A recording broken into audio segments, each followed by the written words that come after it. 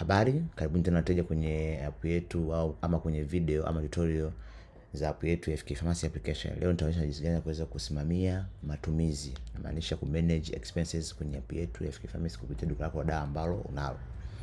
Baada ya kufungua app yetu FK Pharmacy application, kwenye bottom navigation utakuja kusema imeandikwa expenses hapa, utabonyeza. Ukishabonyeza hapa, kwa sababu hatuna matumizi yanayotolewa kwenye duka letu la dawa, itaisha ipo no expenses found, kwa ina maana hatuna matumizi yote ambayo tumeyafanya mpaka sasa kwenye app yetu ya FK Pharmacy. Baada ya hapo utakliki kwenye kidude cha ku-add expenses ama button hii huku juu ili uweze ku-add hiyo expenses yako ambayo unayo. Kwa hiyo sisi tutakliki hapa au hapa. Ukiklik itafunguka. Ishafunguka hii form.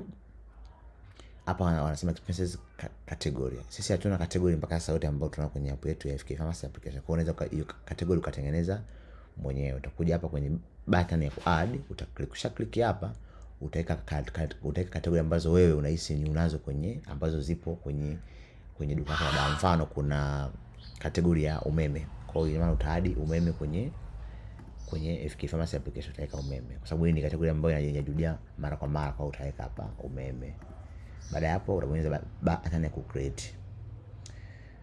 Baada ya hapo utaweka amount. Je, huo umeme umenunua shilingi ngapi? Mfano sisi hii matumizi yetu tumenunua umeme wa shilingi 2000, utaweka hapa shilingi 2000.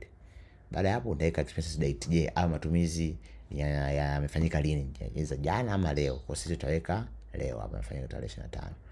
Baada ya hapo utaweka maelezo ya hayo matumizi. Mfano labda nimenunua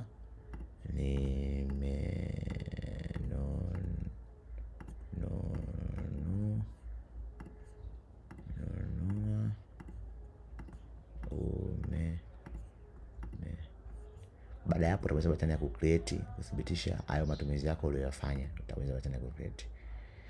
Kama unavyoona hapo tayari tushatengeneza ama tumesha rekodi matumizi yetu ambayo tumefanya kwenye duka letu la dawa la Kigamboni Pharmacy. Vile vile app yetu inakupa ruhusa ya wewe kuweza ku-edit.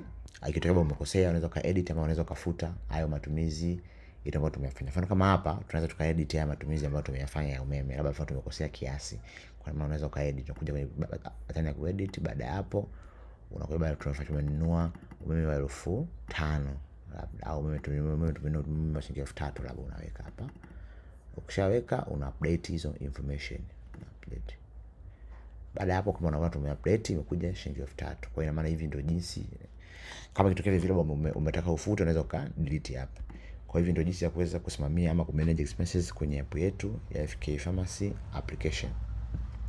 Vile vile huku juu kama unavyoona kuna sehemu ya kuona hizo category ambazo zipo. Kama unavyoona hapa kuanza kuadi category hapa kwenye hiki button. Vile vile hapa ni sehemu ya kufilter. Unaweza ukasearch hizo category zako kwa namna ipi unayotaka wewe. Kama sisi hapa unaweza kusearch katika category ya umeme. Search hivi inakuja kama unavyoona hapa, ama una category inayote unaweza ukasearch. Karibu tena kwenye page ya FK Pharmacy application. Asante sana.